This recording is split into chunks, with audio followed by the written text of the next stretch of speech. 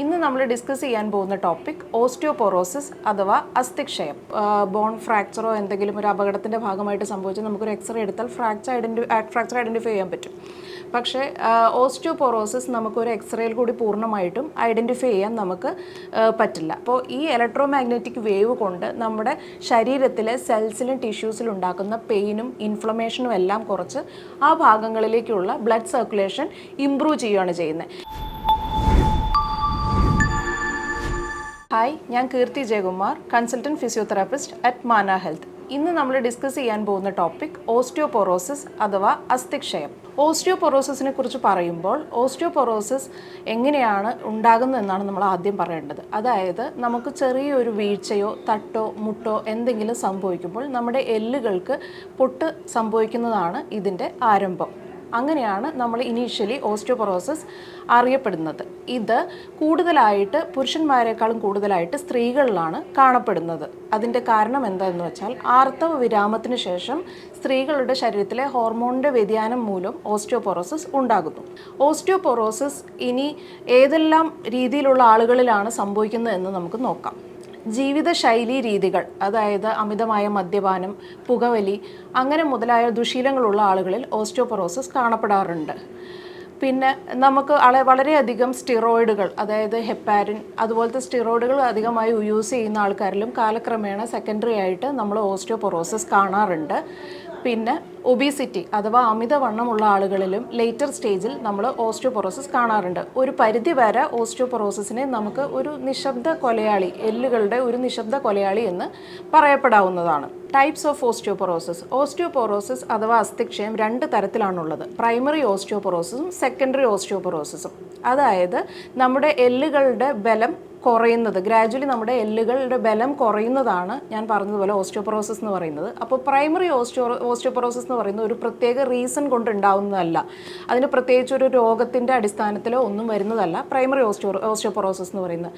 Secondary osteoporosis എന്നാൽ പല രോഗങ്ങളുടെയും secondary ആയിട്ട് വരുന്നതാണ് സെക്കൻഡറി ഓസ്റ്റിയോപൊറോസിസ്. അതായത് ഹൈപ്പോതൈറോയിഡിസം, അതായത് തൈറോയിഡ് ഗ്ലാൻഡിൻ്റെ വ്യതിയാനം, ഹൈപ്പർ അല്ലെങ്കിൽ ഹൈപ്പോതൈറോയിഡിസം ഉള്ള ആളുകളിൽ, അല്ലെങ്കിൽ നമുക്ക് വളരെയധികം പറയാവുന്ന കേസ് എന്ന് പറയുന്നത് അമിതവണ്ണമുള്ള ആളുകളിൽ സെക്കൻഡറി ആയിട്ട് നമുക്ക് ഓസ്റ്റിയോപൊറോസിസ് വരാം. പിന്നെ കിഡ്നി റിലേറ്റഡ് ആയിട്ടുള്ള എന്തെങ്കിലും ഹെൽത്ത് ഇഷ്യൂസ് ഉള്ള ആളുകളിലും നമുക്ക് ഓസ്റ്റിയോപൊറോസിസ് കാണാറുണ്ട്. പിന്നെ കഷിംഗ് സിൻഡ്രോം എന്ന് പറയുന്ന ഒരു രോഗാവസ്ഥയുണ്ട്, അതിലും സെക്കൻഡറി ആയിട്ട് നമുക്ക് ഓസ്റ്റിയോപൊറോസിസ് കാണുന്നതാണ്.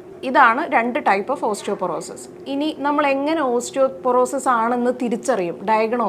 ഓസ്റ്റിയോപൊറോസിസ് ഡയഗ്നോസ് ചെയ്യാന്ന് പറയുന്നത് വളരെ ബുദ്ധിമുട്ടുള്ള കാര്യമാണ്. അതായത് നമുക്ക് ഒരു ബോൺ ഫ്രാക്ചറോ എന്തെങ്കിലും ഒരു അപകടത്തിൻ്റെ ഭാഗമായിട്ട് സംഭവിച്ച് നമുക്കൊരു എക്സ്റേ എടുത്താൽ ഫ്രാക്ചർ ഐഡൻറ്റിഫൈ ചെയ്യാൻ പറ്റും. പക്ഷേ ഓസ്റ്റിയോപൊറോസിസ് നമുക്കൊരു എക്സ്റേയിൽ കൂടി പൂർണ്ണമായിട്ടും ഐഡൻറ്റിഫൈ ചെയ്യാൻ നമുക്ക് പറ്റില്ല. അപ്പോൾ നമ്മൾ ഓസ്റ്റിയോപൊറോസിസ് തിരിച്ചറിയാൻ വേണ്ടി നമ്മൾ യൂസ് ചെയ്യുന്നൊരു ഡയഗ്നോസ്റ്റിക് ടൂളാണ് ഡെക്സാ സ്കാൻ, അല്ലെങ്കിൽ ബോൺ മിനറൽ ഡെൻസിറ്റി നോക്കുക എന്നുള്ളത്. അതായത് ബോൺസിൽ മിനറൽസിൻ്റെ ക്വാണ്ടിറ്റി എത്രത്തോളം ഉണ്ടെന്നുള്ളതാണ് ഈ ടെസ്റ്റ് കൊണ്ട് നമ്മൾ നോക്കുന്നത്. അതുവഴി എത്രത്തോളം എല്ലുകൾക്ക് ബലക്ഷയം സംഭവിച്ചു എന്നുള്ളതാണ് നമ്മളതിൽ ഐഡൻറ്റിഫൈ ചെയ്യാൻ നോക്കുന്നത്. അപ്പോൾ BMD അല്ലെങ്കിൽ ബോൺ മിനറൽ ഡെൻസിറ്റി -2.5 വരുവാണെന്നുണ്ടെങ്കിൽ നമ്മൾ ആ രോഗിക്ക് ഓസ്റ്റിയോപൊറോസിസ് ആണെന്ന് നമുക്ക് ഫൈനൽ ഡയഗ്നോസിസ് ചെയ്യാൻ സാധിക്കുന്നതായിരിക്കും. ഇനി ഓസ്റ്റിയോപൊറോസിസിനെ സംബന്ധിച്ചോളം നമ്മൾ ഈ രോഗം എങ്ങനെ സംഭവിച്ചു വരും, നമ്മുടെ എല്ലിൻ്റെ ബലക്ഷയം കൊണ്ട് വരുന്നു എന്ന് പറഞ്ഞു. നമ്മൾ പ്രധാനമായിട്ടും ഇത് പ്രിവെൻറ്റ് ചെയ്യാനാണ് ആദ്യം നോക്കേണ്ടത്. അതായത് ഇത് പ്രിവെൻറ്റ് ചെയ്യാൻ നമ്മുടെ ലൈഫ് സ്റ്റൈലാണ് നമ്മൾ ആദ്യമേ മുതൽ മോഡിഫൈ ചെയ്യേണ്ടത്.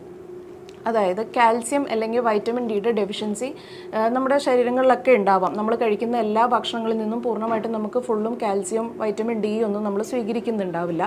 അപ്പോൾ അതുകൊണ്ട് നമ്മൾ എപ്പോഴും വളരെയധികം ഹെൽത്ത് റിലേറ്റഡ് ആയിട്ട് കാൽസ്യം ഓറിയൻറ്റഡ് ആയിട്ടുള്ള കൂടുതൽ ഭക്ഷണങ്ങൾ നമ്മൾ ഇൻടേക്ക് നടത്തണം. അതായത് കാൽസ്യത്തിൻ്റെ കണ്ടൻറ്റ് കൂടുതൽ വരുന്ന മിൽക്ക്, പിന്നെ തൈര്, സോയാബീൻ, ബീൻസ് മുതലായ വെജിറ്റബിൾസ് എല്ലാം നമുക്ക് നമ്മുടെ ഭക്ഷണത്തിൽ ഉൾപ്പെടുത്താവുന്നതാണ്. അത് നമുക്ക് കാൽസ്യം നമ്മുടെ ബോൺസിൽ നമുക്ക് കൂടുതലായിട്ട് അതുകൊണ്ട് നമുക്ക് ഉണ്ടാക്കാൻ സാധിക്കും. അതിനുശേഷം നമ്മൾ അടുത്തതായിട്ട് ശ്രദ്ധിക്കേണ്ടത്, ഞാൻ ആദ്യമേ പറഞ്ഞതുപോലെ ദുശീലങ്ങളായിട്ടുള്ള പുകവലി, മദ്യപാനം മുതലായുള്ള ദുശീലങ്ങളെല്ലാം നമ്മൾ ഒഴിവാക്കുക. കാരണം എന്ന് വെച്ചാൽ ഇതെല്ലാം അമിതമായി ഉപയോഗിക്കുന്നവർക്ക് കാലക്രമേണ സെക്കൻഡറി ആയിട്ട് ഓസ്റ്റിയോപൊറോസിസ് എന്തായാലും സംഭവിക്കും. പിന്നെ വ്യായാമം കുറയുന്നതിൻ്റെ ഭാഗമാണ് നമുക്ക് അമിതവണ്ണം അല്ലെങ്കിൽ ഒബീസിറ്റി ഉണ്ടാകുന്നത്. അപ്പോൾ വളരെയധികം എക്സസൈസുകൾ, ബോൺസിനെ സ്ട്രെങ്ത് ചെയ്യുന്ന എക്സസൈസുകൾ നമ്മൾ വളരെയധികം ഇനീഷ്യലി ചെറിയ കാലം മുതൽ ഓൾമോസ്റ്റ് നമ്മുടെ ബോണിൻ്റെ വളർച്ചകളെല്ലാം 30 വയസ്സൊക്കെ ആകുമ്പോഴത്തേക്കും ഓൾമോസ്റ്റ് നമുക്ക് ഫുള്ളി ബോൺ ഡെവലപ്മെൻറ്റും കാര്യങ്ങളൊക്കെ ആവും. അപ്പോൾ ആ ഒരു സ്റ്റേജിൽ മുതലേ നമ്മൾ ബോൺസിനെ സ്ട്രെങ്തൻ ചെയ്യുന്ന എക്സസൈസും കാര്യങ്ങളെല്ലാം നമ്മുടെ ഡെയിലി ലിവിങ്ങിൽ ഒരു ഹാബിറ്റായിട്ട് നമ്മൾ കൊണ്ടുപോകണം. പിന്നെ ഈ ഫുഡ്സ് എല്ലാം എടുത്ത് ഇതിൽ കൂടെ കാൽസ്യം കിട്ടുമെന്ന് പറഞ്ഞാലും നമുക്ക് കാൽസ്യം സപ്ലിമെൻറ്റ്സ് ആയിട്ടുള്ള മെഡിക്കേഷൻസും നമുക്ക് ഡോക്ടറിൻ്റെ പ്രിസ്ക്രിപ്ഷനോടുകൂടി എടുക്കാവുന്നതാണ് നമ്മുടെ കാൽസ്യം വൈറ്റമിൻ ഡി മെയിൻറ്റെയിൻ ചെയ്യാൻ ബോഡിയിൽ. ഇത്രയും കാര്യങ്ങളാണ് നമ്മുടെ ലൈഫ് സ്റ്റൈലിൽ നമ്മൾ മോഡിഫൈ ചെയ്യേണ്ടത് ഓസ്റ്റിയോപൊറോസിസ് പ്രിവെൻറ്റ് ചെയ്യാൻ വേണ്ടി. അടുത്തതായി നമ്മൾ പറയുന്നത് ഓസ്റ്റിയോപൊറോസിസിൻ്റെ ട്രീറ്റ്മെൻ്റ് ആണ്. എന്താണ് ഓസ്റ്റിയോപൊറോസിസിന് നമുക്ക് കൊടുക്കാവുന്ന ട്രീറ്റ്മെൻറ്റ്?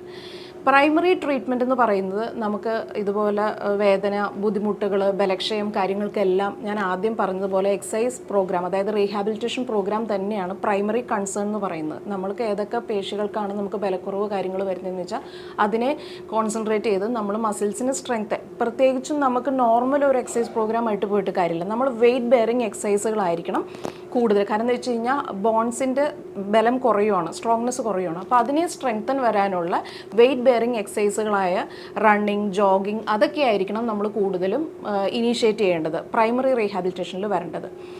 സെക്കൻഡ് ഓപ്ഷൻ എന്ന് പറയുന്നത് നമുക്ക് ഒരു അഡ്വാൻസ്ഡ് ആയിട്ടുള്ള ഒരു ട്രീറ്റ്മെൻ്റ് ആണുള്ളത്, PCRT എന്ന് പറയുന്നത്, അതായത് പൾസ്ഡ് സെൽ റിപ്പയർ തെറാപ്പി.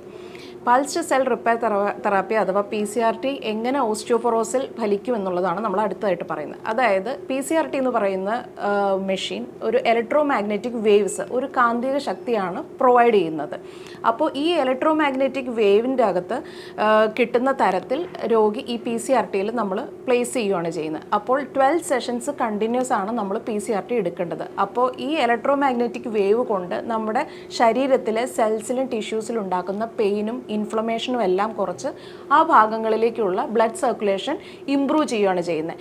ഇത് ഇമ്മീഡിയറ്റ് ആയിട്ട് നടക്കുന്ന ഒരു പ്രോസസ്സല്ല. നമ്മൾ 12 ഡേയ്സ് കണ്ടിന്യൂസ് ആയിട്ട് വരണം. അത് കഴിഞ്ഞിട്ട് നമുക്ക് 3 വീക്സും 6 വീക്സും ഫോളോ അപ്പ് വരുന്നുണ്ട്.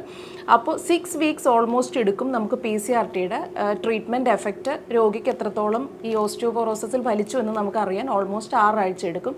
അത് കഴിഞ്ഞ് നമുക്ക് 3 മാസവും 6 മാസം വരെ ഫോളോ അപ്പ് സെഷൻസ് വരുന്നുണ്ട്. ഗ്രാജുവലി ആണ് നമുക്ക് സിംറ്റംസ് കുറയുള്ളൂ. സിംറ്റംസ് കുറയുന്നതിൻ്റെ ഭാഗമായിട്ട് നമ്മൾ കുറേശ്ശെ ഓരോ ലെവലിലുള്ള സ്ട്രെങ്തനിങ് എക്സസൈസ്, ഞാൻ നേരത്തെ പറഞ്ഞു നമ്മൾ വെയിറ്റ് ബെയറിംഗ് ആയിട്ടുള്ള റെസിസ്റ്റൻസ് ഒക്കെ കൊടുത്തിട്ടുള്ള എക്സസൈസുകൾ ഗ്രാജുവലി പെയിനും ഇൻഫ്ലമേഷനും ബുദ്ധിമുട്ടുകളൊക്കെ കുറഞ്ഞു കഴിഞ്ഞ് കഴിയുമ്പോൾ ഗ്രാജുവലി നമുക്ക് പേഷ്യൻറ്റിന് അതെല്ലാം കൊടുക്കാവുന്നതാണ്. അപ്പോൾ 4 ലെവലിലുള്ള എക്സസൈസുകൾ നമ്മൾ 6 വീക്സ് ഫോളോ അപ്പ് ആകുമ്പോഴത്തേക്കും 4 ലെവൽസിലുള്ള എല്ലാ ജോയിൻറ്റിനെയും ഫോക്കസ് ചെയ്യുന്ന സ്ട്രെങ്തനിങ് എക്സസൈസ് പ്രോഗ്രാം പേഷ്യൻറ്റിന് പറഞ്ഞു കൊടുക്കും. അപ്പോൾ ഈ ഓസ്റ്റിയോപൊറോസിസിന് വളരെയധികം എഫക്റ്റീവ് ആയിട്ടുള്ള ട്രീറ്റ്മെൻറ്റ് ആണ് PCRT അഥവാ പൾസ്ഡ് സെൽ റിപ്പയർ തെറാപ്പി എന്ന് പറയുന്നത്. അപ്പോൾ നല്ല പ്രവൃത്തി പരിചയമുള്ള ഡോക്ടർമാരുടെയും ഫിസിയോതെറാപ്പിസ്റ്റിൻ്റെയും നേതൃത്വത്തിൽ നിങ്ങൾക്ക് ഈ ട്രീറ്റ്മെൻറ്റ് എടുക്കുന്നത് ഈ ഒരു കണ്ടീഷന് വളരെയധികം ഫലപ്രദമായിരിക്കും. ഇതിനെക്കുറിച്ച് എന്തെങ്കിലും കൂടുതലായി അറിയണമെങ്കിൽ നമ്മുടെ താഴെ കാണുന്ന നമ്പറിൽ ബന്ധപ്പെടാവുന്നതാണ്.